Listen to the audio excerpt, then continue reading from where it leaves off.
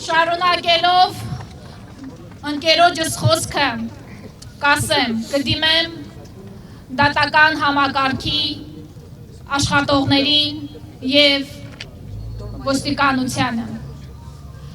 Այնպես է ստացվել, որ դուք գտնվում եք այսօր բարիկադների մի այլ կողմում, իսկ մենք ժողովուրդը, մենք այստեղ, մենք այլ կողմում,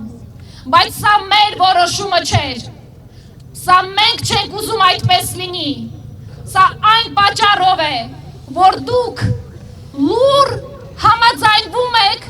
այն ապօրինությունների հետ, որ կատարվում է այսօր Հայաստանում, այդպես չի կարող լինել, ժողովուրդ, մեզ իսկապես միակ փրկությունը մեր միասնականությունն է, ես իսկապես հավատում եմ, որ միասնական ուժով են կարողանալու ի վերջո ժողովրդավարությունը հաստատել Հայաստանում, ես հարց եմ ուզում հղել, եթե վաղը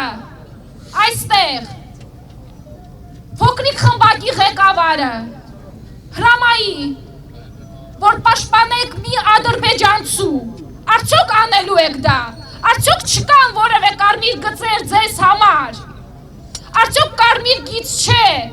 որ այսօր այս շենքում դատվում է մեծ հայորդին, որ այսօր կալանավորված են, մեր սրբազանները, արդյոք սրանք կարմիր գծեր չեն,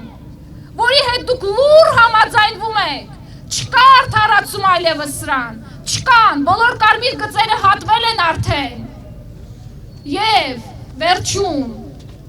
իմացեք, մենք պարզ ժողովուրդ ենք այստեղ հավաքված, ովքեր իրենց անհամաձայնությունն են հայտնում, ովքեր ասում են, որ հաշտ չեն այն բռնապետության հետ, որ հաստատվել է այսօր Հայաստանում, ժողովրդավարության դրոշակը ձեռքին են այս իշխանությունները եկել, իսկ այսօր ինչի է վերածվել Հայաստանը, բանտերը լեցուն են քաղբանտարկյալներով, մենք հաշտ չենք սրա հետ, ազատություն, ազատություն